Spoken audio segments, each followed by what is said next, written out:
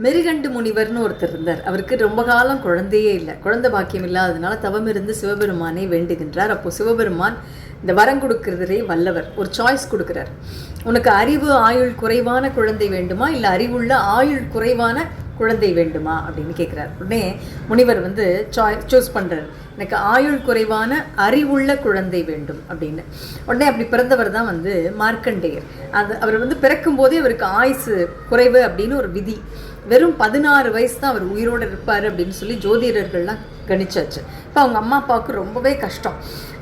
மார்க்கண்டேயர் இது கேட்டதும் அவருக்கு கொஞ்சம் கூட பயமே இல்லை. அவர் என்ன பண்ணார்னா, தன்னுடைய 16 வயது வரைக்கும் முழு மனதோடு சிவபெருமானை மட்டுமே நம்பி பூஜை பண்ணிக்கிட்டு வர்றார்.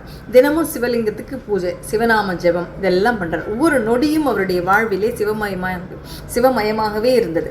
அவருடைய 16 வயசு முடிஞ்சு யமன் வந்தாச்சு. இப்போ அவரை கூட்டிகிட்டு போகிறதுக்காக யமன் பயங்கரமான ஒரு உருவம், பாசக்கயரோட வந்ததும் இந்த மார்க்கண்டேயர் பயப்படவே இல்லை. அப்பவும் சிவலிங்கத்தை பூஜை பண்ணிக்கிட்டு இருக்காரு. இந்த யமனை பார்த்த உடனே சிவலிங்கத்தை சென்று கட்டி பிடித்து கொள்கிறார். இறுக்கமாக கட்டி பிடிச்சிக்கிட்டு சிவா என்னை காப்பாற்று அப்படின்னு சொல்லி மனசார வேண்டுறாரு.